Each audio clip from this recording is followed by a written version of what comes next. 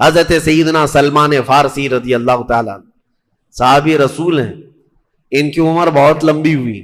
یہ ایران کے فارس کے رہنے والے تھے. ان کا باپ آگ کا پجاری تھا، آگ کی پوجا کرتا تھا اور ان کو بھی مجبور کرتا تھا. ان کا دل نہیں لگتا تھا. ایک بار یہ کسی کنیسا سے گزر رہے تھے، گرجا گھر یعنی چرچ، وہاں عیسائیوں کی تعلیم ان کو اچھی لگی، روزانہ جا کے سنتے تھے. تو باپ کو پتا چلا، باپ نے زنجیروں میں باندھ کر رکھ دی. پھر موقع پا کر کے ایک دن زنجیریں توڑ کر کے نکل گئے اور عیسائی پادری کے پاس آئے، کہا مجھے عیسائی بنا لو. اور اس پادری نے ان کو لے کر کے ملک شام کا سفر کیا اور وہاں پر ان کو رکھا. برسوں تک وہ عیسائی تعلیمات حاصل کرتے رہے. لیکن سلمان فارسی کہتے ہیں جو عیسائی بڑا راہب ہوتا تھا وہ مجھے یہی بتاتا تھا کہ اب عیسائی مذہب بھی ختم ہونے کو آ گیا، چند ہی لوگ باقی رہ گئے ہیں، لیکن تمہارے زمانے میں انتظار کرنا، آخری نبی آ سکتے ہیں. ہر کوئی کہتا تھا آخری نبی، علامات بتاتے تھے. تو وہ کبھی حمص سے حلب سے لے کر عراق موصل سفر کرتے رہے، بہت سال بتائے. اور اس کے بعد ایک عرب سے کوئی شخص آیا تھا اور وہ کھجوروں کا تاجر تھا. اس سے پوچھا کہ ایسا شہر کھجوروں کے جھنڈ کا پہاڑیوں کے درمیان میں آباد ہے، وہاں کی ہریالیاں ہیں، تم جانتے ہو؟ اس نے کہا میں اسی شہر کا رہنے والا ہوں. سلمان فارسی نے کہا کیا مجھے وہ شہر لے جاؤ گے؟ کیونکہ پرانی کتابوں میں یہ شہر مدینہ طیبہ کی خصوصیات لکھی ہوئی تھی. حضرت سلمان فارسی کو شوق تھا اور وہ عرب یہودی آیا سلمان فارسی سے کہا میں تمہیں اس شہر لے جاتا ہوں. لے کر کے آیا، لیکن آ کر کے اس نے اعلان کیا میرا غلام ہے اور بازار میں بیچ دیا. غلامی کا دور تھا. ایک یہودی نے خرید لیا سلمان فارسی کو. باغیچے میں کام کرتے تھے کھجوروں کے. یہ بات میں اس لیے عرض کر رہا ہوں، ان کی عمر کا کافی حصہ عیسائی مذہب میں گزرا، لیکن انتظار تھا. جہاں پہنچنا تھا وہاں پہنچ تو گئے تھے، مدینے کے خطہ تھا. کہتے ہیں میں اپنے آقا کے باغیچے میں کام کر رہا تھا. کھجور کا درخت ویسے ہی بہت لمبا ہوتا ہے. کھجور کے درخت کے اوپر بیٹھ کر کے وہ کھجوروں کی صفائیاں کر رہے تھے. ان کے آقا کا جو بھتیجا تھا، ان کا مالک کا بھتیجا، وہ دوڑتے ہوئے آیا، کہا چچا سنے ہو ایک بڑی خبر ہے. وہ اپنے چاچا کو خبر سنا رہا ہے. چاچا نے پوچھا کیا خبر ہے؟ کہا کہ مکہ سے ایک شخص آیا ہے جس کا نام محمد ہے، چمکتا چہرہ ہے اور آیا ہے، لوگ جوک در جوک جا رہے ہیں. چاچا نے پوچھا کیا کہتا ہے؟ وہ کہتا ہے میں اللہ کا آخری رسول ہوں. سلمان فارسی سن رہے تھے، بے تاب ہو کر چھلانگ لگا کر نیچے آئے درخت کے اوپر سے اور کہا کیا کہا تم نے؟ کون سی خبر لائے؟ مالک نے دیکھا کہ یہ غلام ہے، اس کو اتنی زیادہ فرط محبت میں آنے کی کیا بات ہے؟ اس نے تماچے لگائے اور کہا یہ تیرا کام نہیں، یہ ہماری باتوں میں تم کیوں دخل دے رہے ہو؟ جاؤ اپنا کام کرو. سلمان فارسی کو اسی دن سے یہ دل میں لگ گئی تھی بات کہ جس کے انتظار میں نے سالوں بتائے ہیں، رب العالمین نے اس آخری رسول کو یہاں پر بھیج دیا ہے. مدینے میں انتظار چل رہا تھا. ایسا نہیں ہے. آج میرے عزیزوں ہم اہل مدینہ کی عقیدت اور ان کی محبتوں کو سلام کرتے ہیں. آج پوری دنیا کے سنی صحیح العقیدہ لوگوں کو اگر کوئی یہ سوال کرے میرے آقا کے دنیا میں آنے کا دن 12 ربیع الاول ہے تو تم خوشیاں اب تک کیوں مناتے ہو؟ مکہ والے تو نہیں مناتے تھے. ہم یہی کہتے ہیں مکہ والوں کی نصیب میں اگرچہ نہیں تھا، لیکن حضور جب ہجرت کر کے مدینے جا رہے تھے تو مدینے والوں نے تو منایا تھا. جلوس نکلا تھا پورا باضابطہ، حضور کا استقبال ہوا تھا. دف بجا بجا کر بچیاں پکارتی تھی طلع البدر علینا من ثنیات الوداع وجب الشکر علینا ما دعا للہ داعی، جس کا مطلب ہی یہ ہوتا ہے سنیت الوداع کی گھاٹیوں سے ہم پر 14ویں کا چاند طلوع ہو گیا ہے. اللہ کی طرف بلانے والا وہ رسول ہمارے درمیان آ گیا ہے اور پھر ہم پر اللہ کا شکر واجب ہو گیا ہے. یہاں تک کہ بنو نجار قبیلہ تھا ایک مدینے میں، ان کی بچیاں اور ان کے جو لڑکے تھے وہ کیا کہتے تھے؟ یا حبذا محمدا، اے خوش آمدید محمد صلی اللہ علیہ وسلم، کیسا آپ نے ہم کو معزز بنا دیا. اب سے آج کے بعد ہم دنیا میں فخر کریں گے تو یہ کہیں گے کہ ہم بنو نجار کے نہیں، ہم اوس و خزرج کے نہیں، بلکہ ہم محمد عربی کے پڑوسیوں میں سے. کہتے ہیں ہمیں فخر کا آپ نے ایک درجہ دے دیا. یہ نغمے اہل مدینہ کے تھے. الحمدللہ ہم اہل مدینہ سے آج بھی محبت کرتے ہیں, اور ان کی اقتداء میں جب بھی حضور پاک کے تذکرہ آتا ہے, حضور پاک کی میلاد کا ذکر آتا ہے, ہم آج بھی اسی طرح سے جشن بھی مناتے ہیں اور جلوس بھی کرتے ہیں. الحمدللہ حضور صلی اللہ تعالی علیہ وسلم کا ورود مسعود. میں جلدی چلتا ہوں کیونکہ اب اسلام کی سلطنت اسلام کی اسٹیبلشمنٹ کا وقت آ چکا ہے. اب یہاں پر حضور اکرم صلی اللہ تعالی علیہ وسلم جب آئے, صحابہ کی تعداد یہاں 100 سے زیادہ تھی, اور کئی گھروں میں, مدینہ چھوٹا تھا, ایک چھوٹا سا قصبہ تھا, لیکن وہاں یہودیوں کا غلبہ تھا. یہودی بہت سالوں سے آباد تھے. اب ان کی اجارہ داری ختم ہو رہی تھی. یہودیوں کو تو یہ چاہیے تھا کہ وہ اپنی کتابوں میں جس رسول کا تذکرہ سنتے تھے وہ رسول آ گئے, ایمان لے آتے, لیکن وہ دشمن ہو گئے. کہا کہ ہماری جو اجارہ داری تھی لوگوں پر, جیسے آج پجاریوں اور پنڈتوں کا تسلط ہوتا ہے ان کے بھکتوں پر, انت بھکتوں پر, اسی طرح سے یہودی علماء کا بھی تھا. ان کے نذرانے ختم ہو رہے تھے, لوگوں کو بیوقوف بنانے کا طریقہ ختم ہو جاتا. اسلام کے آتے ہی ان کے دندہ پانی بند ہو رہا تھا, اسی لیے ظاہر سی بات ہے پیٹ میں مروڑ تھا, تکلیف تھی. یہودیوں نے اختلاف شروع کیا, اونچی نیچی باتیں الگ الگ شروع کیا, لیکن صحابہ اکرام رضوان اللہ تعالی علیہم اجمعین ایسے مضبوط ہو گئے کہ نبی پاک صلی اللہ تعالی علیہ وسلم نے آتے ساتھ سب سے پہلا کام جو فرمایا وہ مسجد نبوی کی بنیاد رکھی. مسجد نبوی شریف, میں نے سیرت کے بیان میں تفصیلاً سارے ذکر کر دیے ہیں, آپ اس میں سے بھی جا کر سن سکتے ہیں. مسجد نبوی کی تعمیر اس لیے بہت اہم ہے کہ مسجد کی بنیاد اسلام کے لیے صرف عبادت گاہی نہیں ہے, بلکہ یہ پوری ایک پارلیمنٹ ہے, یہ پورا ایک نظام چلانے کا مرکز ہے. یہاں پر امیر غریب کا فرق ختم کر کے صفوں میں کھڑا کر دیا جاتا ہے. یہ جگہ درسگاہ بھی ہے, یہ جگہ شفا خانہ بھی ہے. مسجد نبوی کئی کاموں کے لیے استعمال ہوتی تھی. جنگی حالات کی ترتیب دینا, منصوبے اور دیگر معاملات مسجد نبوی میں ہوتے. بیماروں کو لا کر کے وہاں رکھا جاتا اور ان کی تیمارداری مسجد نبوی میں ہوتی. اور تقریباً 70 کے قریب اصحاب صفہ جو گھر بار چھوڑ کر کے آئے تھے, اسلام کی پہلی یونیورسٹی ہے جو مسجد نبوی ہے. آج بھی وہ کٹا موجود ہے, چبوترا موجود ہے, جس پہ اصحاب صفہ بیٹھ کر حضور سے تعلیم حاصل کرتے تھے. مسجد کئی چیزوں کے لیے اہم تھی, مسجد بنایا. اور دوسرا سب سے پہلا کام حضور اکرم صلی اللہ علیہ وسلم نے جو فرمایا, عقد مواخات, بھائی چارگی کا رشتہ قائم کیا انصار اور مہاجرین کے درمیان. انصار مدینے کے صحابہ, مہاجرین جو ہجرت کر کے آئے تھے, اور نئے لوگ, مدینے میں ان کے مکانات نہیں تھے, کاروبار نہیں تھا. رسول پاک صلی اللہ علیہ وسلم ایک مہاجر صحابی کو پکڑتے, ایک انصار کو, اور دونوں کا ہاتھ ملا کر کہتے آج سے تم بھائی بھائی ہو. حضور کے فرمان کا وہ ایسا احترام کرتے کہ انصار صحابہ نے جی جان لگا دیا, اپنے مہاجر بھائی کو گھر لے جاتے اور ساری پراپرٹی سامنے رکھتے, میری اتنی جائیداد ہے, اتنے باغیچے, اتنی دکانیں ہیں, آج ان میں سے آدھا میرا ہے اور آدھا تمہارا ہے. یہاں تک کہ میراث کی آیتیں نازل ہونے سے پہلے تک, قرآن میں وراثت کی جو آیتیں آئی ہیں, آیتیں نازل ہونے سے پہلے تک اگر کوئی انصاری صحابی کا انتقال ہو جاتا مدینے میں تو ان کے مہاجر صحابہ کو, صحابی بھائی کو پوری وراثت مل جاتی تھی. یعنی وہ سگے بھائی نہیں تھے لیکن وراثت پوری ملتی تھی. اس طرح کی بھائی چارگی قائم ہوئی. انصار نے کوئی شوشہ نہیں چھوڑا, بلکہ حضرت عبد الرحمن بن عوف کہتے ہیں میرے جو بھائی تھے انصار وہ سعد, وہ تو گھر لے گئے اور کہا تم نئے ہو, آدھی دکان, ایک دکان تمہاری ایک دکان میری, ایک باغیچہ میرا ایک باغیچہ تمہارا, میری 2 بیویاں ہیں, ایک کو طلاق دے دوں گا, عدت کے بعد تم اس سے نکاح کر لو. یہ کون ایثار و قربانیاں دے سکتا ہے؟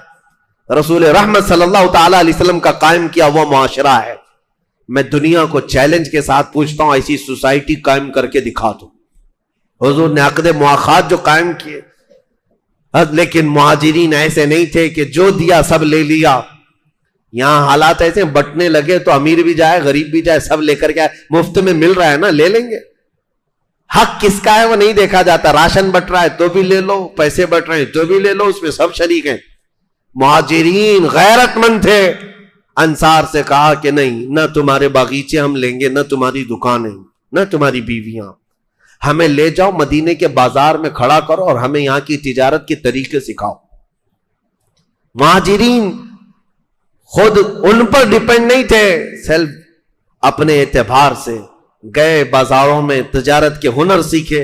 عبد الرحمن بن عوف صحابی ہیں، یہ وہ صحابی ہیں جو سب چھوڑ کر کے آئے تھے، لیکن 10 سالوں کے اندر ان کی تجارت کا حال یہ تھا کہ پورے مدینے میں ان سے بڑا مالدار کوئی تھا ہی نہیں، ان سے بڑا مالدار نہیں تھا۔ پھر حضرت عثمان بن عفان تھے، یہ وہ لوگ ہیں جو مدینے میں تجارت کر کے اپنے آپ کو فروغ دیے، صرف انصار کے پیسوں پر پوری زندگی نہیں گزاری۔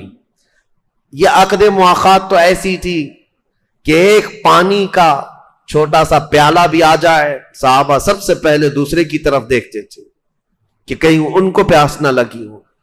یہ صرف بولنے والی بات نہیں تھی، رسول رحمت صلی اللہ تعالی علیہ وسلم نے جو اسلام کی حکومت اسٹیبلش کرنے سے پہلے یہ جو بھائی چارگی قائم کی، یہ مین ریڑھ کی ہڈیاں تھیں، بنیادیں تھیں۔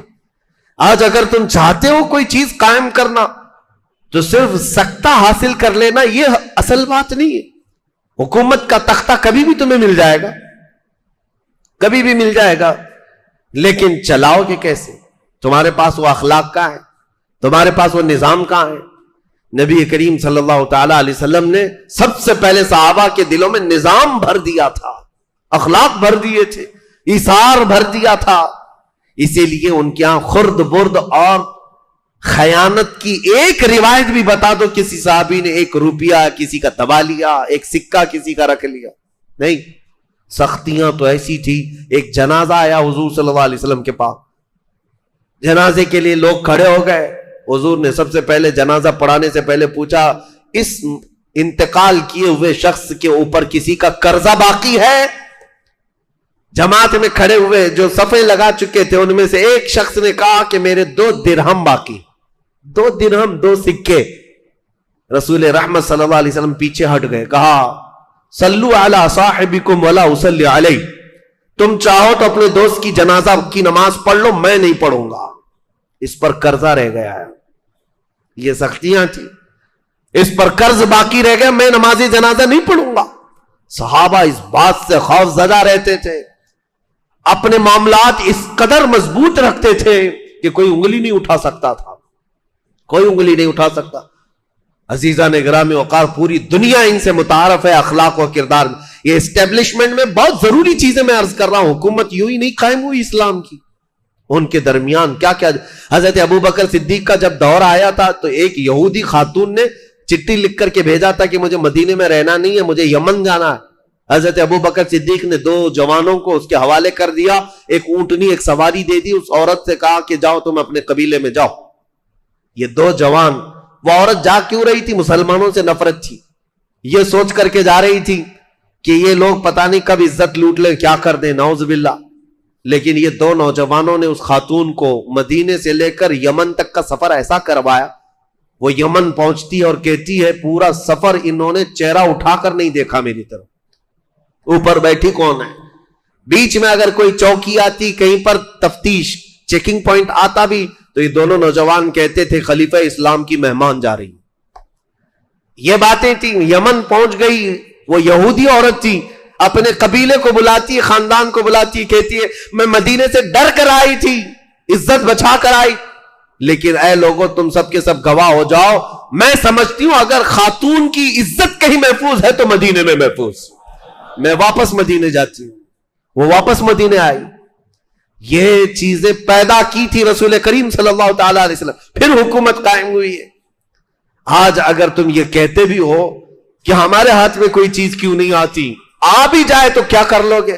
دیکھا نہیں ہے کچھ لوگوں کے ہاتھ میں آتی، ایسا لگتا ہے جیسے کسی کوے کو بڑاپن دے دیا گیا ہے، وہ جہاں چاہتا ہے اپنی گندگی پھیلاتا رہتا ہے۔ مسلمانوں کی بات کر رہا، جس کو کرسی ملی، جس کو عہدہ ملا، نہ کوئی تمیز ہے، نہ کوئی اخلاق ہے، کچھ نہیں، اسے مال جمع کرنے کے علاوہ کوئی فکر ہی نہیں ہے۔ وہ کب دین مصطفیٰ کو سیکھا ہے، کب دین مصطفیٰ کو جانا ہے؟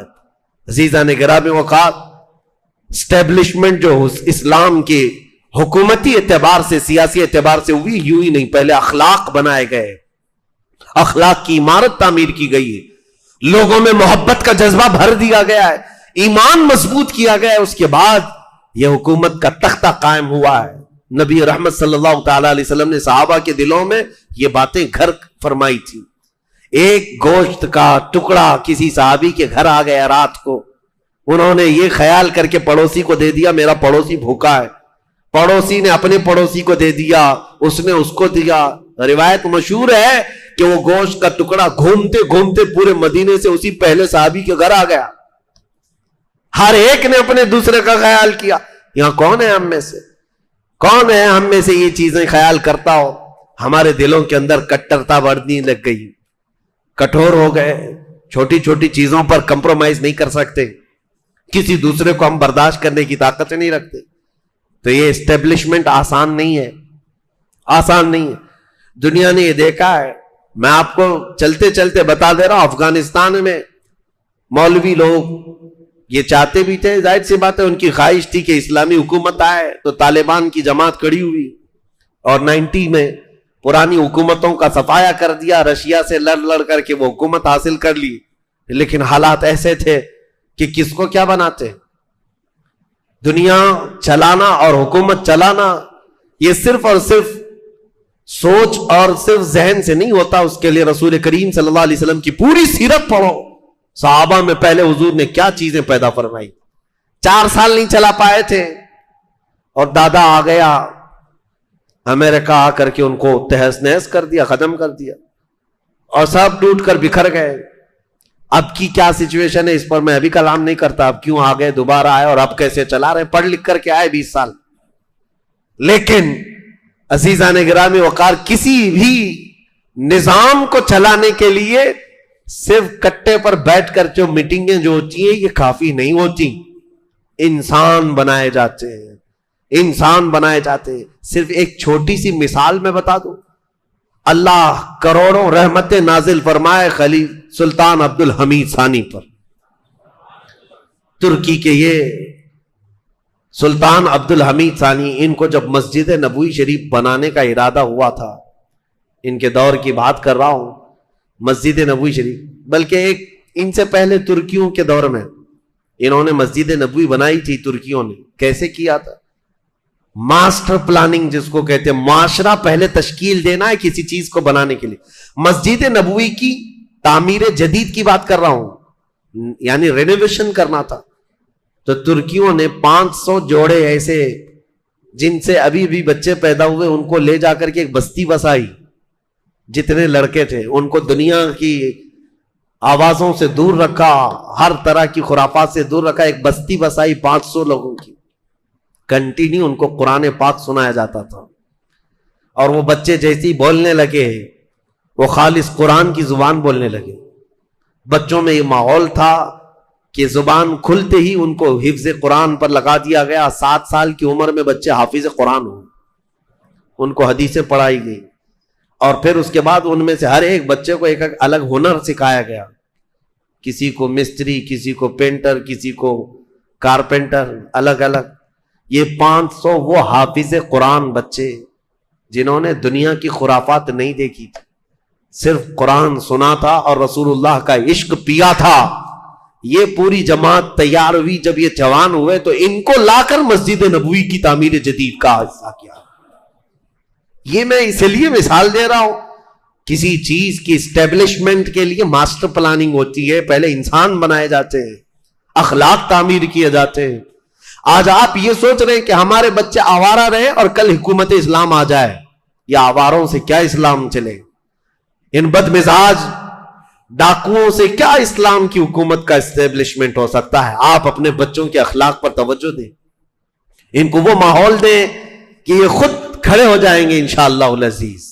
نبی پاک صلی اللہ تعالی علیہ وسلم کے اس مدینے میں پیدا ہونے والے بچے سے لے کر بوڑھے تک جو آوازیں تھی وہاں پر کیا تھی. اسی لیے میں آپ کو کہتا ہوں, ایک ایگزامپل دیتا ہوں, دل جب نرم کر دیے جائیں تو آدمی ہر چیز کر سکتا ہے. یہ اسٹیبلشمنٹ کا اگر وقت ہے تو سنو, ہمارا محلہ برسوں سے ہو سکتا ہے نشہ کر رہے ہوں بہت ساری, حالانکہ تمہیں تو پتا ہے پہلے سے حرام ہے, پہلے سے پتا ہے حرام ہے, اس کے باوجود کر رہے ہیں. شراب بھی ہے, پتے بھی ہے, جوا بھی ہے, اور ڈرگز بھی ہے. لیکن اچانک ہم کہیں کہ چھوڑ دو, یہ سب چیزیں بری ہیں. ہو سکتا ہے کچھ لوگ مان لیں. کیا ایسا پاسبل لگتا ہے آپ کو؟ میں ناممکن تو نہیں کہوں گا، ایک لخت ایک ہی آن میں سارے لوگ چھوڑ دے، نہیں لگتا ایسے، برسوں سے کر رہے ہیں. پھر بھی کتنے برس سے کر رہا ہوگا؟ کوئی جوان اگر ابھی آج 20 سال کا ہوگا تو زیادہ سے زیادہ اگر وہ بہت بچپن میں بھی شروع کیا ہوگا تو 10 سال سے کر رہا ہوگا. لیکن مدینے کی بات میں بتاؤں، شراب حرام نہیں تھی، حلال سمجھ کر کے پی رہے تھے، اور بچپن سے کیا 50 سالوں سے شراب پینے والے لوگ موجود تھے. حضرت انس کہتے ہیں میری عمر 10 سال کی تھی، 12 سال کی تھی، میں شراب سپلائی کیا کرتا تھا. قہبہ خانے تھے جو جگہ جگہ جیسے چائے کی دکانیں ہوتی ہیں شراب کی، میں پیالوں میں بھر کر شراب دیتا تھا، لوگوں کو سپلائی کرتا تھا. اچانک ایک شام لوگ بیٹھے شراب پی رہے ہیں، پیالے سجے ہوئے ہیں، آواز آئی مدینے کی گلیوں میں، یا ایھا المسلمون قال رسول اللہ صلی اللہ علیہ وسلم حرمت الخمر، اے مسلمانوں اللہ کے رسول نے اعلان فرمایا شراب حرام ہو گئی. حضرت انس کہتے میرے ہاتھ سے پیالہ گر گیا، جتنے لوگ بیٹھے ہوئے تھے، صرف میری کیفیت نہیں، کوئی منہ سے لگایا تھا تو وہیں سے اس نے پٹک دیا. سب اپنے گھر گئے، جو مٹکے رکھے تھے ان کو ٹھوکریں مار مار کر کے توڑ دی. حضرت انس کہتے ہیں ایک دن ہم نے دیکھا تھا مدینے کے سارے گٹر اور نالے شراب سے بہہ رہے تھے. ایک ہی دن کسی بھی صحابی نے یہ نہیں کہا اعلان کرنے والا کوئی منادی ہے آ کر اعلان کر رہا ہے، ہم جا کر پوچھ تو لیں رسول اللہ سے حقیقت میں حلال ہے حرام ہے، ہم ڈیبیٹ کریں گے. نہیں، حضور کی طرف سے اعلان آ گیا، پہلے اس چیز کو دور کرو، پھینک دو. بچنے کا یہ جذبہ جب ان کے دلوں کے اندر تھا، ارے میرے عزیزو ایک بار تو حالت یہ تھی، صحابہ کا فرمان برداری کا جو جذبہ تھا، حضور ایک طرف جا رہے تھے، نبی پاک صلی اللہ تعالی علیہ وسلم نے فرمایا مجھے لہسن پسند نہیں ہے، اچھا نہیں لگتا. تو صحابہ نے کہا حضور کو لہسن پسند نہیں، لہسن پسند.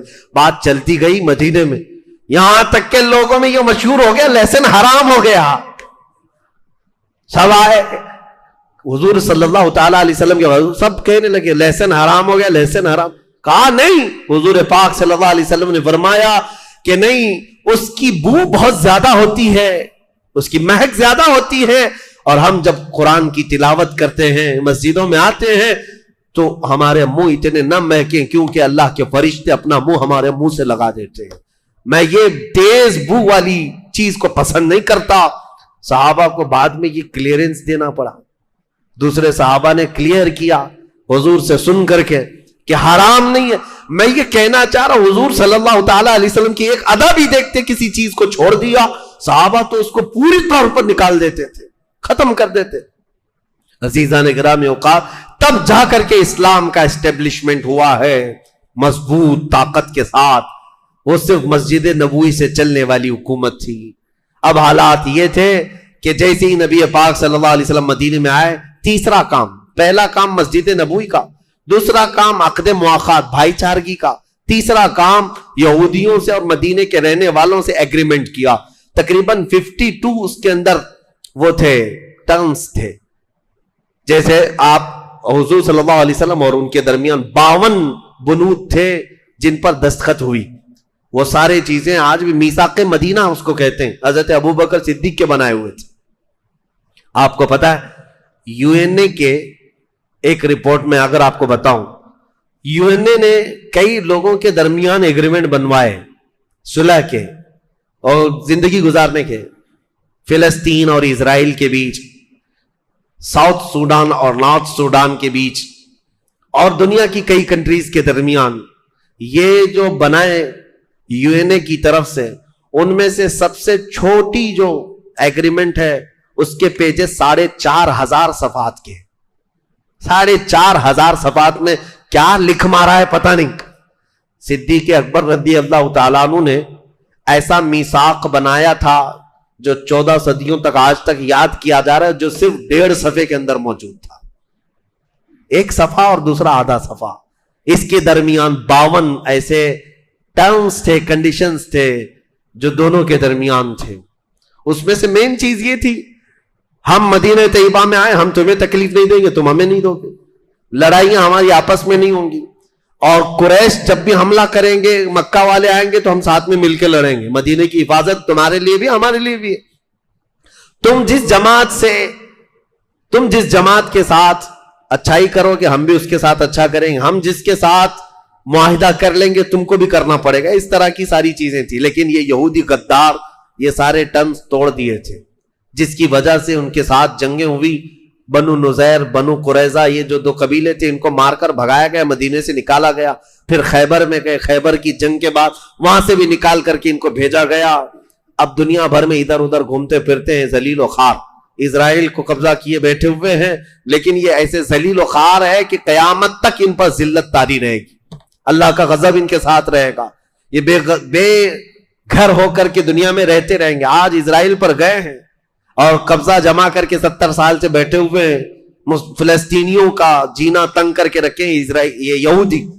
دیکھنا وہ وقت آئے گا یہاں سے بھی یہ بے گھر ہوں گے اور ان کو وہاں سے بھی نکالا جائے گا. بلکہ حدیث پاک ہے, مسلم شریف کی حدیث ہے, ایک وقت آئے گا, حدیث شریف بتا رہا ہوں میں, جب حضرت امام مہدی حضرت عیسیٰ علیہ السلام کا دور آئے گا, مسلمان گزر رہا ہوگا تو جو پتھر ہوگا نا, پتھر بھی اللہ اس کو بولنے کی طاقت دے گا. وہ کہے گا یا مسلم ان ورائی یہودی فقتلہ, اے مسلمان آجا میرے پیچھے یہودی چھپا بیٹھا ہے اسے مار ڈال.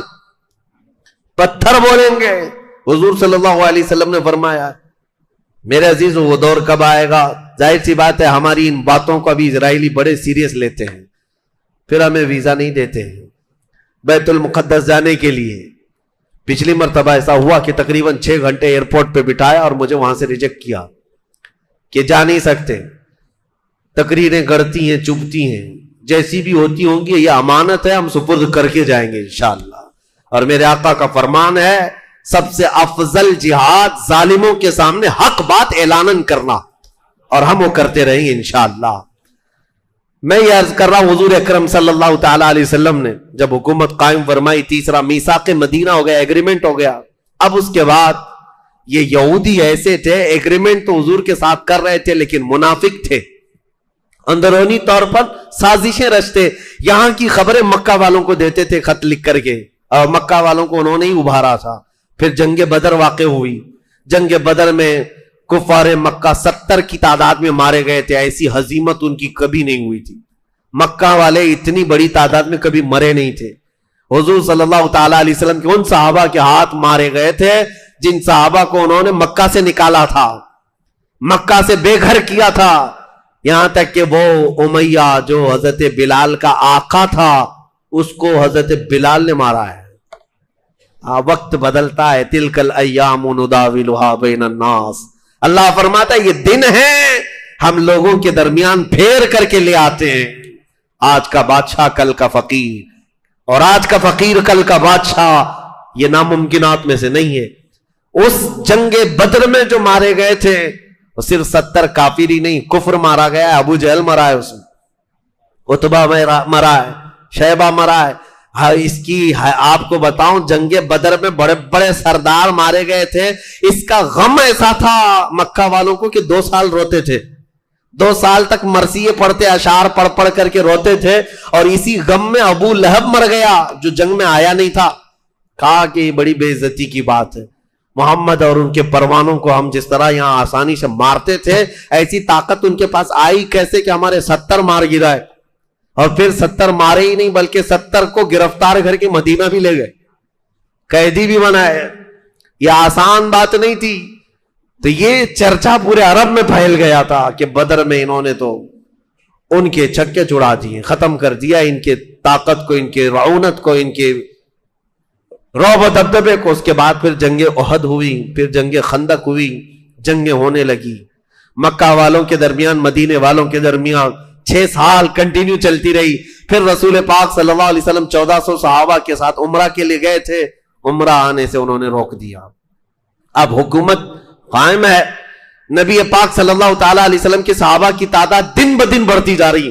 6 ہجری میں حضور عمرہ کے لیے گئے لیکن عمرہ کرنے نہیں دیا, اور وہاں سے صلح ہو گئی مکہ والوں کے درمیان اور مدینے والوں کے درمیان, جس کو صلح حدیبیہ کہتے ہیں. اس کے بھی ایگریمنٹ لکھے گئے تھے. ایگریمنٹ اگرچہ بظاہر مکہ والوں کی حمایت میں تھے, مدینے والوں کے نہیں تھے. حضور نے پھر بھی اس پر دستخط فرمائے, اس کو اوکے کیا, جاری فرمایا. لیکن حضور صلی اللہ تعالی علیہ وسلم واپس جب تشریف لائے حدیبیہ سے 6 ہجری کے بعد، 6 ہجری گزر چکی ہے، 6 سال گزرے مدینے میں حضور کے. اب رسول کریم صلی اللہ علیہ وسلم نے بادشاہوں کے پاس خط بھیجنے شروع کیے. 12 صحابہ منتخب کیے. ان 12 صحابہ کو الگ الگ ملکوں میں، ایک ایران کا بادشاہ جو اس وقت کسرا تھا، کسرا کے پاس خط بھیجا. شاہ مقوقس جو مصر کا بادشاہ تھا اس کے پاس بھیجا. روم کا بادشاہ تھا عظیم ہرقل، اس کے پاس بھیجا. نجاشی جو ایتھوپیا کا بادشاہ تھا اس کے پاس بھیجا. بحرین کا جو بادشاہ تھا اس کے پاس خط بھیجا. کئی بادشاہوں نے احترام کیا، کچھ بادشاہوں نے حضور صلی اللہ تعالی علیہ وسلم کے خط کی بے احترامی کی، بے عزتی کی. یہ سلسلہ چلتا رہا. لیکن مکہ والوں کو عجیب بات ہے، میں ایک بات بتاتا ہوں. جب مکہ سے ہجرت کر کے مدینے آئے تھے تو قرآن کی آیتیں نازل ہو رہی تھی. الف لام میم غلبت الروم، یہ 21ویں پارے میں. روم اس وقت کا سپر پاور ہے اور قرآن میں آ رہا ہے کہ رومیوں کو شکست ہو جائے گی، جبکہ سپر پاور کے لیے کہہ رہا ہے. اور صحابہ کا یقین ایسا تھا، قرآن میں آ گیا ہے، ہونا ہے. یہ بادیہ نشین صحابہ، بغیر چپل کے چلنے والے، پیوند لگے کپڑے، کھجور کی گٹلیاں چوس کر دن گزارنے والے، جب چلتے پھرتے کہتے تھے کہ ہم روم کو شکست دے دیں گے، روم کو مار گرائیں گے، ختم ہو جائیں گے. مکہ والے ٹھٹا مار کر کے ہنستے تھے، کہا مارتے تھے، دیکھو ان کی شکلیں، یہ دیہات کے رہنے والے، اور کس سے پنگا لیں گے، کس سے مقابلہ کریں گے؟ روم سے. لاکھوں کی فوج جن کی ہے، آدھی دنیا پر سلطنت ان کی ہے. لیکن صحابہ کہتے تھے وہ وقت بھی آئے گا، وہ وقت بھی آئے گا. مکہ والے مذاق میں اڑاتے تھے. لیکن جب بدر ہو گیا، بدر کے میدان میں مکہ والوں نے دیکھا تو تھوڑا کھٹک گئے کہ یہ جو بولتے تھے کہیں سچ تو نہیں ہو جائے گا. یہ جو بولتے تھے روم تک پہنچیں گے. میاں روم کی حکومت ایسی آج کے دور میں جیسے امریکہ ہو، یو ایس اے ہو، سپر پاور کی حیثیت سے دادا گیری پوری دنیا میں کرتا ہے، یا پھر رشیا کی حیثیت، جس کو چاہو مارتے رہو، دہشت گرد کبھی نہیں بنیں گے. یوکرین کو مار کر کے دھول میں ملا دیا، لیکن کوئی نہیں کہتا کہ وہ آتنکوادی ہے. اتنے بم ڈال دیے، لیکن اگر وہی چاقو لے کر کے بھی کوئی مسلمان دکھتا تو آتنکوادی ہوتا. میرے عزیزوں، یہ دگلی پالیسی دنیا میں صرف اس لیے ہے کہ دنیا صرف طاقت کی زبان جانتی ہے. جو دادا ہے وہ 1000 گنا کر لے کچھ بھی نہیں ہے، وہ پاک سمجھا جاتا ہے. اسی طرح سے اس وقت روم کی حکومت تھی، رومن امپائر، کوئی کچھ نہیں کہتا تھا. اور صحابہ پیوند لگے کپڑے پہنے ہوئے کہتے ہیں روم کو شکست دے دیں گے. میں سوچتا ہوں کیسا یقین تھا اور کیسا جذبہ تھا. آج دنیا میں لوگوں سے کہیں تو کہتے ہیں مولانا اتنی بڑی بڑی باتیں مت کرو، ہم تو مائنورٹی میں کیا کر لیں گے، ہم یہاں پہ ہم چھوٹی تعداد میں، بڑی باتیں مت کریں، حالات صحیح نہیں ہے. میں پوچھتا ہوں وہ 313 کی تعداد میں تھے لیکن روم سے لڑنے کی باتیں کرتے تھے، مقابلہ کرنے کی باتیں کرتے تھے. اسی لیے شاعر نے سچ کہا ہے، آج بھی ہو جو ابراہیم سا ایمان پیدا، آگ کر سکتی ہے انداز گلستان پیدا. ایمان تو رکھو میرے عزیزو، یقین تو رکھو. اس کے بعد بدر ہو گئی، خندق ہو گئی، احد ہو گئی. اب حدیبیہ میں صلح ہو گئی، جنگ بندی ہو گئی، جنگ ختم ہو گئی. مکہ والے مدینے والے لڑتے نہیں تھے ابھی، لیکن یہ ایگریمنٹ کب تک چلنے والا ہے؟ 1 سال نہیں چلا، مکہ والوں نے خود ہی توڑ دیا. کیونکہ اس ایگریمنٹ میں ایک شرط یہ تھی کہ جو حلیف جماعت یعنی پارٹنر، مدینے والوں کی پارٹنر جماعت تھی بنو خزاعہ جو مکہ کے اطراف میں رہتے تھے، اور مکہ والوں کی پارٹنر تھی ایک بنو بکر جو قبیلے تھے. اختیار تھا جو جس کا پارٹنر بننا چاہے بن جائے. مسلمانوں کی جو پارٹنر جماعت تھی بنو خزاعہ. ہوا یہ کہ بنو بکر اور بنو خزاعہ دونوں دشمن جماعتیں تھی، آپس میں قبیلے لڑتے تھے. تو ان لوگوں نے یہ دیکھا کہ اب صلح ہو گئی، جنگ نہیں ہو رہی ہے مکہ اور مدینے والوں کے بیچ میں. تو بنو بکر والوں نے کیا کیا، بنو خزاعہ کو اتنا مارا کہ قتل کیا، ان کے 80 آدمیوں کو قتل کر دیا، جو رسول اللہ کی پارٹنر جماعت یعنی حلیف جماعت.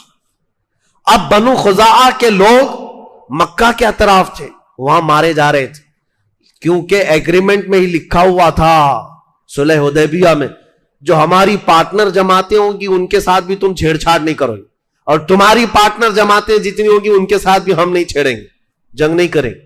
لیکن یہاں ہوا یہ، بنو بکر مارتے ہیں بنو خزاعہ کو، اس کے بعد مکہ میں جاتے ہیں، مکہ کے سارے سرداروں کو کہتے ہیں کہ دیکھو ہم نے مار دیا ان کو، تو مکہ والے سارے خوشیوں سے تبلے بجاتے ہیں، اچھا کیا تم نے، حالانکہ ان کو روکنا چاہیے تھا کہ ہمارا ایگریمنٹ ہوا ہے، تم نے کیوں مار دیا، وہ مسلمانوں کی حلیف جماعت ہے، پارٹنر ہے۔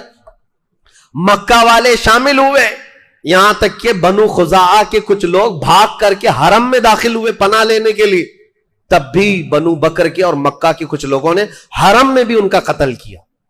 حرم میں جب کسی کا قتل نہیں ہوتا تھا، اتنا بڑا واقعہ ہوا، سنو اب حدیث پاک۔ حضرت ام سلمہ فرماتی ہیں حضور صلی اللہ تعالی علیہ وسلم وضو فرما رہے تھے میرے گھر میں، شام کا وقت تھا، اچانک وضو کا لوٹا چھوڑ دیا اور کھڑے ہو کر کے حضور نے فرمایا لبیک لبیک لبیک، 3 مرتبہ فرمایا، اور اس کے بعد فرماتے ہیں نصرت نصرت نصرت۔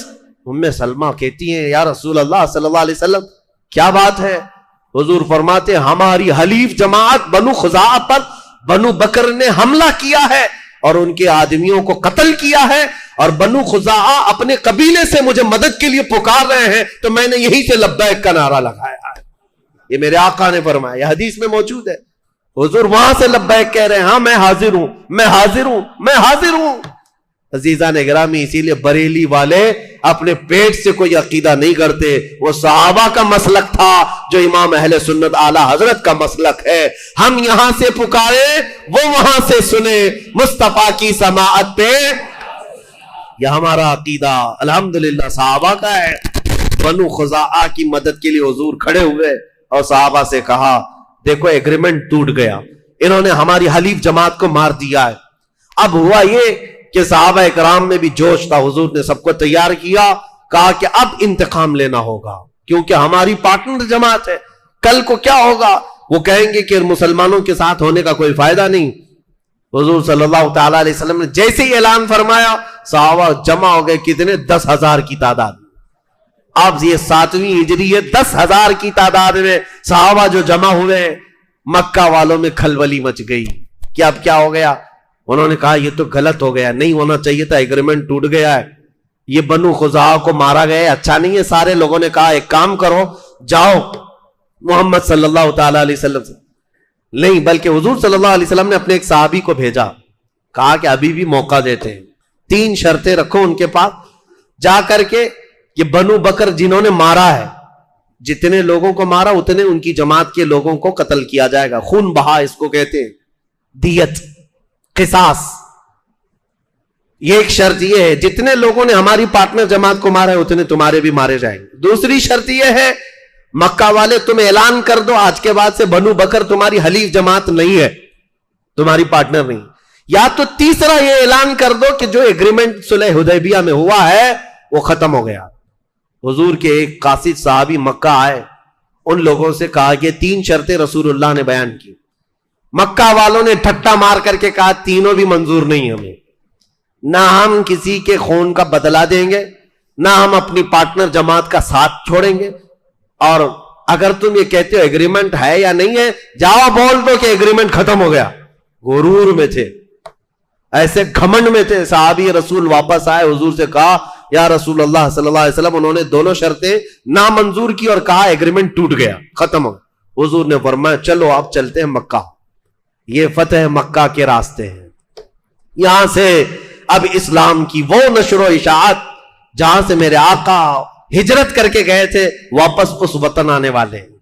جیسے ہی انہوں نے اعلان کیا ایگریمنٹ ٹوٹ گیا ہے، حضور پاک صلی اللہ علیہ وسلم نے صحابہ کو اعلان کیا تو صحابہ جوش و خروش میں جمع ہوئے۔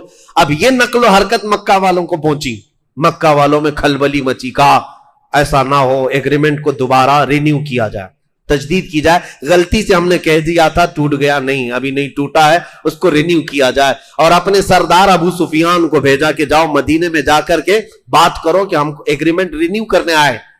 جب وہ مدینے میں آئے ابو سفیان، رسول اللہ صلی اللہ علیہ وسلم نے بات ہی نہیں کی، حضور نے بات ہی نہیں کی ابو سفیان سے۔ اب وہ حضرت ابو بکر کے پاس جائے، حضرت علی کے پاس جائے، حضرت عمر کے پاس جائے کہ جاؤ حضور سے کچھ سفارش کر دو، میں ایگریمنٹ رینیو کرنے آیا ہوں، جنگ نہیں چاہیے، صلح ہی پر چلیں گے۔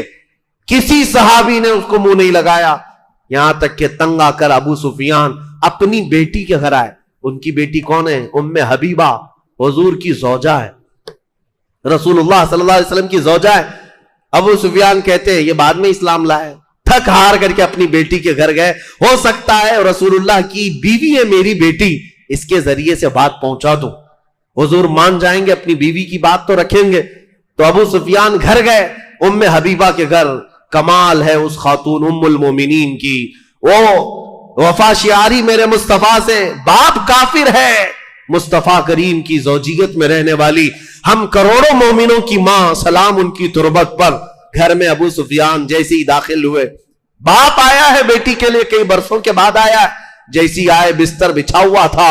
ام حبیبہ رضی اللہ تعالیٰ عنہ نے دیکھا ابو سفیان آیا ہے گھر کے اندر، فوراً بستر کو کھینچ لیا، لپیٹ کر کے دوسری طرف کیا. ابو سفیان نے کہا بیٹھ جاؤں. کہا بیٹھنا ہے تو بیٹھ سکتے ہو. کہا بستر تو رکھتے، چادر تو رکھتے. ام حبیبہ نے کہا قسم رب ذوالجلال کی، اس بستر پر میں کسی ناپاک کو بیٹھنے نہیں دے سکتی، اس لیے کہ رسول اللہ کا بستر پاک ہے. جس پر میرے آقا بیٹھتے ہیں میں کسی ناپاک کو اس پر بیٹھنے نہیں دے سکتی. یہ کیسا کمال کا ایمان تھا. بیٹی اپنے باپ کو رسول اللہ کے بستر پر آنے نہیں دینا چاہتی. آج لوگ ہم سے یہ پوچھتے ہیں کہ آپ اس طرح کے بھید بھاؤ کرتے ہیں، فلاں سے مت ملو، ان سے نہ ملو. میرے عزیزوں، ہماری محبت رسول اللہ کے رشتے سے ہے، ہماری دشمنی بھی رسول اللہ کے رشتوں سے جو انجام ہے اسی سے ہے. اسی کو بات رکھو. یہ ہمارا پیدا کیا ہوا مسلک نہیں ہے. حضرت ام حبیبہ نے اپنے باپ کا بھی خیال نہیں کیا. اگر میرے رسول کا نہیں ہے تو نہ میرے گھر کا ہے نہ میرا باپ ہے. یہ عقیدہ ہماری ماں سے ملا ہوا، ام المومنین سے ملا ہوا. ابو سفیان جو یہ خیال لے کر کے آئے کہ بیوی کی بات رسول اللہ مان لیں گے، یہاں سے سفارش ہوگی. ابو سفیان کہتے ہیں اس عورت کو میں کیا بتاؤں، کیا سفارش کروں جو بیٹھنے کے لیے مجھے بستر بھی رکھنا نہیں چاہتی، چادر بھی نہیں بچھاتی. بہت مایوس ہو کر واپس مکہ لوٹ آئے. ابو سفیان واپس آئے، لیکن صحابہ میں سے کچھ صحابہ نے کہا ایک کام کرو ابو سفیان، تم یہاں کھڑے ہو کر کے ایسے اعلان کر کے چلے جاؤ کہ میں نے پھر سے رینیو کر دیا ہے ایگریمنٹ کو. وہ کھڑے ہو کر کے مسجد نبوی کے پاس زور زور سے اعلان کر کے گئے. تو اس کا کیا اثر ہوگا؟ کسی نے ہاں کہا، لبیک کہا، حضور نے اس پر منظوری دی نہیں. مکہ واپس آ کر کے کہا، مکہ والوں نے پوچھا کیا ہوا کیا ہوا، ایگریمنٹ رینیو ہو گیا؟ کہا نہیں، کسی نے میری سنی تو نہیں، لیکن میں نے زور سے اعلان کر دیا ہے، میں نے زور سے بتا دیا ہے. جیسے بھاشن کوئی پی ایم دے کر کے چلا جائے، کسی کو سمجھ میں آئے نہ آئے، بول تو دیا ہے نا ہم نے تو کنڈم کیا ہے، مذمت کیا ہے. اسی طرح کا اس زمانے کا وہ تھا. کہا میں نے تو بول دیا. مکہ والوں نے پوچھا کسی نے اس پر لبیک کہا؟ ہاں کہا ہے. کہا نہیں کسی نے نہیں کہا. تو کہا پھر اس رینیویشن کا کیا مطلب ہے، یہ تجدید کہاں ہے یہ؟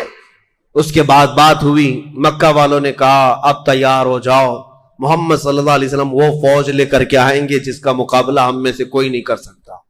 بات حقیقت تھی. 7ویں ہجری تھی اور ذی القعدہ کا مہینہ تھا.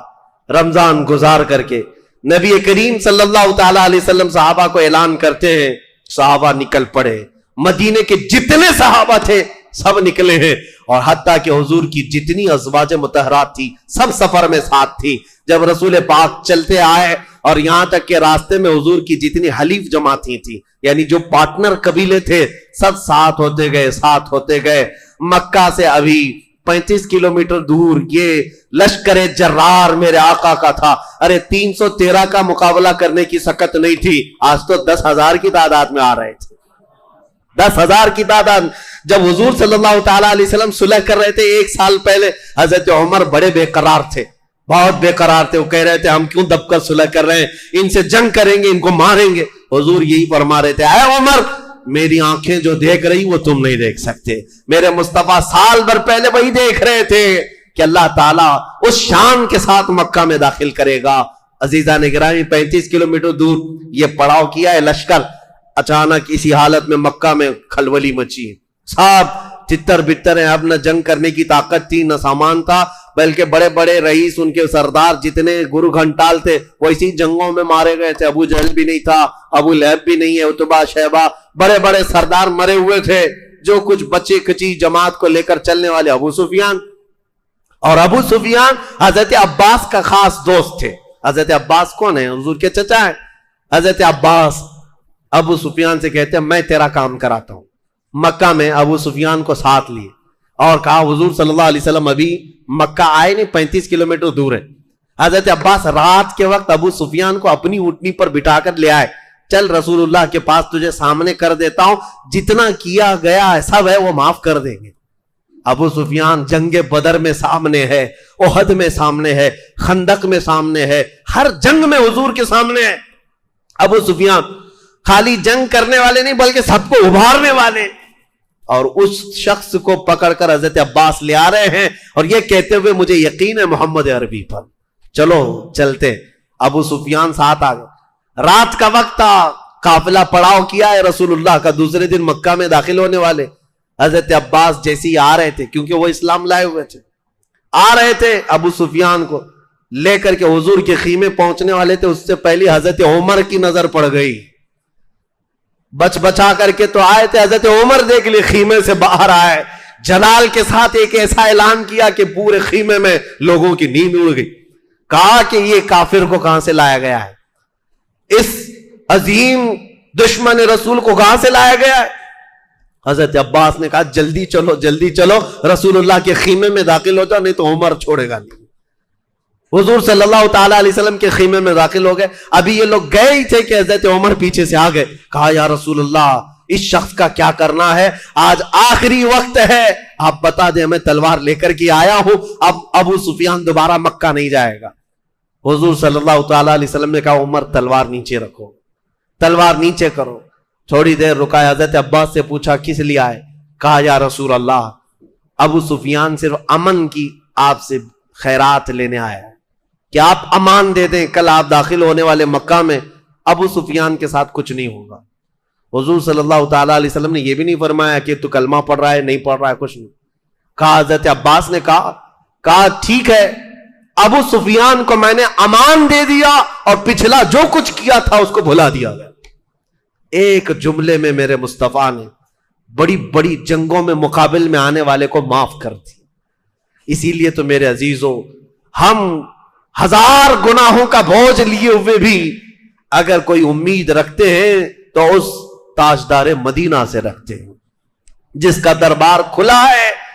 شاعر نے سچ کہا ہے، نہ کوئی عمل ہے سنانے کے قابل، نہ منہ ہے تمہارے دکھانے کے قابل، لگاتے ہیں اس کو بھی سینے سے آقا جو ہوتا نہیں منہ لگانے کے قابل. میرے آقا صلی اللہ تعالی علیہ وسلم کے دربار میں اسی لیے ہم پہنچتے ہیں. بریلی والے امام کی سنو یوں ہی نہیں پکار کر کہا تھا، پھر کے گلی گلی تباہ ٹھوکریں سب کی کھائی کیوں، دل کو جو عقل دے خدا تیری گلی سے جائے کیوں. حضور پاک صلی اللہ علیہ وسلم نے ابو سفیان کو معاف کیا اور کہا جاؤ کل کے دن دوپہر میں فلاں پہاڑی کے اوپر تم کھڑے رہنا. حضور چاہتے تھے کہ ابو سفیان کو دکھایا جائے لشکر اسلام کیسے مکہ میں داخل ہو رہا ہے. ابو سفیان ایمان لائے ہوئے نہیں، اسلام قبول کیے ہوئے نہیں. دوسرا دن تھا، 20 رمضان کی تاریخ ہے، جمعہ کا دن ہے. اللہ اکبر، رمضان المبارک کا مہینہ ہے. صحابہ اکرام نے حضور نے کئی جماعتوں میں صحابہ کو تقسیم کیا تھا. سب سے آگے اس 10,000 فوج کی جماعت میں سب سے آگے بندہ جو جھنڈا لے کر چل رہا تھا وہ صحابہ میں کوئی بہت بڑے صحابی جلیل نہیں، حضرت ابو بکر، حضرت عمر، حضرت عثمان، حضرت علی نہیں، یہ خلفاء اجلہ صحابہ میں سے جو جلیل القدر نہیں. حضور نے اس فوج کے مقدمے میں سب سے آگے جھنڈا دے کر جس کو رکھا تھا وہ بلال حبشی تھے، حضرت بلال حبشی تھے. حضور صلی اللہ تعالی علیہ وسلم نے ان کو آگے رکھا تھا. مکہ والے یہ منظر دیکھیں جس بلال کے پیروں میں رسیاں ڈال کر تم کھینچتے تھے اور گرم ریت پر لٹا کر اس بلال کے جسم کو تم نے گلا دیا تھا، چربی نکل جاتی تھی، اس بلال کو تم مارتے تھے. آج وہ بلال جھنڈا اٹھائے ہوئے خانہ کعبہ کی طرف رواں دواں ہے، بڑھتا چلا آ رہا ہے. اور ایسے یہ چوک در چوک فوج داخل ہونے لگی. اللہ اکبر، قرآن پاک میں اس کا ذکر آیا ہے. اللہ تعالیٰ نے قرآن میں فرمایا ہے، حضور صلی اللہ تعالیٰ علیہ وسلم پر یہ آیتیں نازل ہوئی ہیں کہ لقد صدق اللہ رسولہ الرؤیا بالحق لتدخلن المسجد الحرام ان شاء اللہ آمنین محلقین رؤوسکم ومقصرین لا تخافون. اے محبوب، اللہ نے آپ کے خواب کو پورا کر دیا. آپ کی یہ پوری جماعت کے ساتھ آپ امن کے ساتھ مکہ میں داخل ہو رہے ہیں بغیر کسی خوف کے. حضور صلی اللہ تعالیٰ علیہ وسلم جس جماعت میں تھے صحابہ کی، وہ سب سے اخیر میں تھی. حضور ملاحظہ کر رہے تھے، صحابہ کو جانے دے رہے تھے. صحابہ آگے بڑھتے جا رہے ہیں، وطن عزیز میں آئے ہیں، چھوڑے ہوئے وطن میں آئے ہیں، جہاں جائیدادیں تھی، جہاں بیوی بچے رہے، جہاں بچپنا گزرا، جہاں سب چھوڑ کر صحابہ گئے تھے. پورے 7 سال کے بعد مکہ واپس آ رہے. صحابہ کوئی مٹی اٹھاتا مکہ کی اور اپنے سروں پر ڈال دیتے، دیواروں کو بوسے لیتے، جگہ جگہ رک کر کے گھروں کو چوم لیتے تھے. یہ ہمارا وہ وطن عزیز مکہ ہے. حضور صلی اللہ تعالیٰ علیہ وسلم داخل ہوئے مکہ مکرمہ میں، سیدھے حرم کعبہ میں تشریف لائے. میرے عزیزو، یہ بتانا اس لیے ضروری ہے کہ اسلام کی تاریخ میں فتح مکہ وہ دن ہے آج تک کے کافر اس فتح مکہ کو برداشت نہیں کر پاتے ہیں، کیونکہ میرے آقا جیسی آئے، حضور کے ہاتھ میں عصا مبارک تھا. آپ اپنے عصا مبارک کے ساتھ چلتے ہوئے آئے. آپ کے ساتھ سیدنا ابو بکر صدیق تھے، حضرت علی کرم اللہ وجہہ الکریم تھے. دونوں صحابہ کو حضور پکڑے ہوئے سب سے پہلے حرم کعبہ میں آئے، خانہ کعبہ کے پاس آئے. ایک واقعہ میں بتا دوں، ہجرت سے پہلے خانہ کعبہ کی چابی عثمان بن شیبہ ایک شخص تھے، حضرت عثمان غنی نہیں ہے، دوسرے عثمان ہیں، ان کے پاس رہتی تھی. حضور نے ایک دن ان سے کہا، عثمان بن شیبہ چابی دے دو، مجھے اندر جانا ہے. کہا تم جیسے دین چھوڑے ہوئے آدمی کو میں چابی نہیں دوں گا، تم خانہ کعبہ میں نہیں جا سکتے. حضور کو انہوں نے منع کر دیا تھا، چابی دینے سے منع کیا، خانہ کعبہ کا دروازہ کھولنے سے منع کیا. حضور نے ان سے کہا، اے ابن شیبہ انتظار کر، ایک وقت آئے گا یہ چابی میرے ہاتھ میں ہوگی اور میں جسے چاہوں گا چابی دوں گا. عثمان بن شیبہ کہتے ہیں آج یہ اتنا مارے جاتے ہیں، 40 لوگ نہیں ہیں. اور اس کے بعد جب یہ ہجرت کر کے گئے تھے تو عثمان بن شیبہ کہتے ہیں مجھے تو لگا تھا انہوں نے ایسی ہوا میں بات کر دی ہوگی، لیکن جب فتح مکہ کے دن واپس آئے تو پھر احساس ہو گیا محمد عربی کی زبان سے نکلی ہوئی بات ٹل نہیں سکتی ہے، جو کہتے ہیں وہ ہو کر رہتا ہے. اب 10,000 صحابہ کے بیچ میں حضور خانہ کعبہ کے سامنے گئے اور پکار کر کہا، عثمان بن شیبہ کہاں ہے؟